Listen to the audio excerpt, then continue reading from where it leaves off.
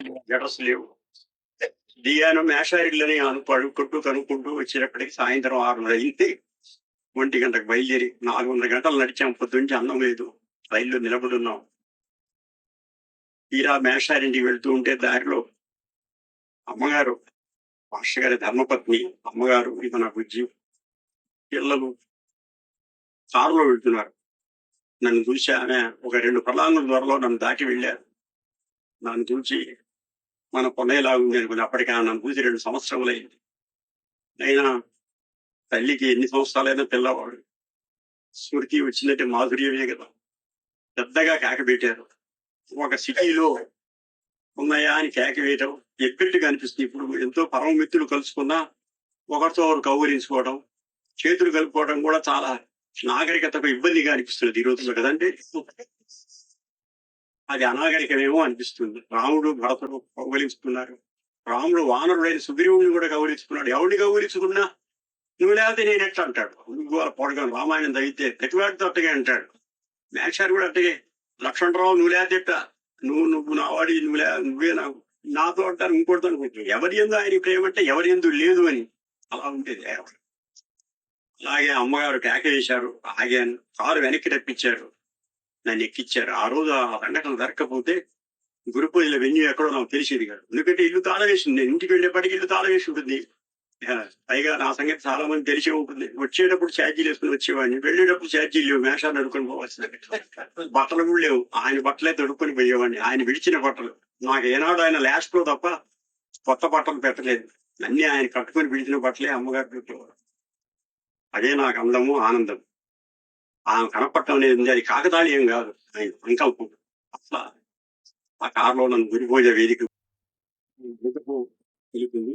రోజు అనుగ్రహమే అమ్మ యొక్క స్వరూపం. అమ్మ అంటే వేరు కాదు, తండ్రి యొక్క అనుగ్రహమే అమ్మ అనేది ఈ సంఘటనలో మనకు.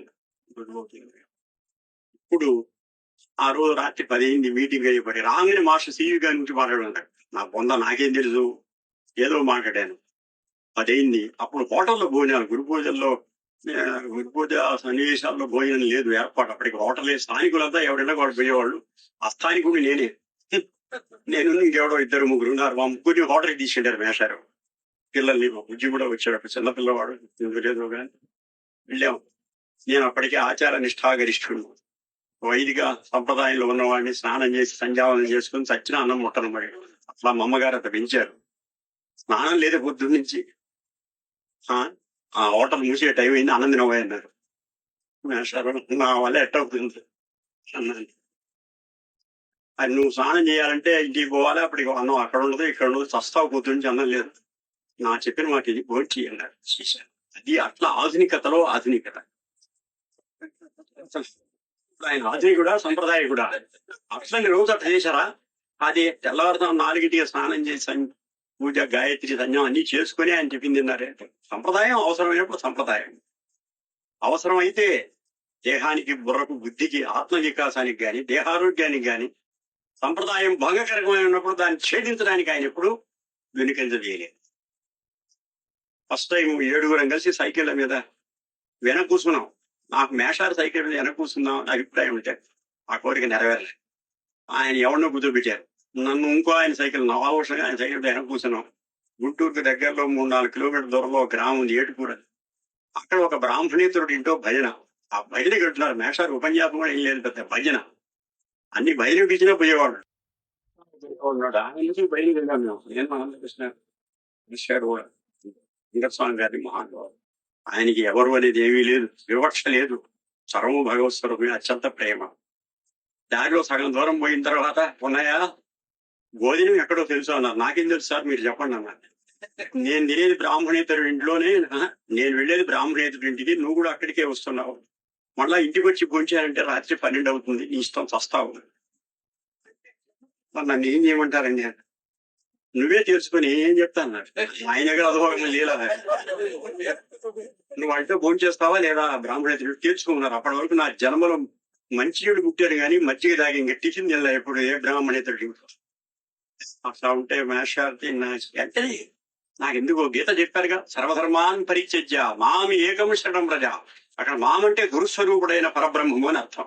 అది మేషారు చెప్పుకున్నారు, అది పట్టుకున్నారు. అది పట్టుకొని మీరేం చేస్తున్నారు అని అడిగా. నాకు అభ్యంతరం లేదు, అక్కడ భోంచేస్తుంది. మరి నాకు అభ్యంతరం ఏముందండి అన్న. అంటే ఆనాడు మేషాలు వేసిన బీజం నాకు ఊరికే ఆ సమయానికి ఏదో తాత్కాలికమైన పరివర్తనాన్ని కలిగించి బ్రాహ్మణేతరుంటైనా భోజనం కావచ్చు బ్రాహ్మణేతర భేదాన్ని తొలగించడం మాత్రమే కాదు, అది అంకురం, అది inspiring. It's not just appealing to my intellect, తర్కానికి సంబంధించిన అప్పీల్ కాదు. It's not just rousing my emotion. అందరూ ఒకటే ఒక ఎమోషన్ లా కేకలేస్తుంటారు కొంతమంది రాజకీయాలు, అట్లా కాదు, చాలా సాదాగా చెప్పారు. But is the source of inspiration for the entire lifes, so many number of lifes. ఇంకా జీవితంలో నాకు ఏనాడు కూడా మనకి ఎవడన్నా కనపడితే నువ్వు ఏ కులం అని ఏనాడు ఇంతవరకు అడిగి ఎరగరు, నాకు తట్టెరగదు, అసలు అడగాలని కూడా తట్టెరగదు. అంతటితో మొత్తం అంతరాన్ని తీసివేసేదన్నమాట. మొత్తం సర్వాంతర్యామి అనేటువంటి ఒక దర్శనాన్ని అనుగ్రహించారు. ఊరిగా మాట చెప్పడం కాదు, అక్కడ ఎవరుంటేనే భోజనం చేయొచ్చు, శాకాహారం అయితే ఎక్కడేం తినొచ్చు అని మాట చెప్పడం కాదు. అది ఒక మహత్తరమైన జ్యోతిని వెలిగించారు. ఆ ఒక్క మాటతో నాలో ఉన్నటువంటి భేదభావం అనే గాఢాంధకారం పోయి సమస్తంలో ఉన్న అంతర్యామైన పరంజ్యోతి వెలిగింది. అలాంటి మాస్టర్ అంటే ఆయన ఒక మాట అన్నారంటే, ఇందాక మన వాడు అన్నాడే, మొత్తం మ్యాగ్నటైజేషన్ వేసుకురాంతి. అట్లా ఆయన ట్రెడిషనలిస్టు, మోడర్న్ కూడా. ఆధునికతలో ఉన్న విశ్వజనీయత, సముద్రం దాటకుంటున్నారు వెళ్ళి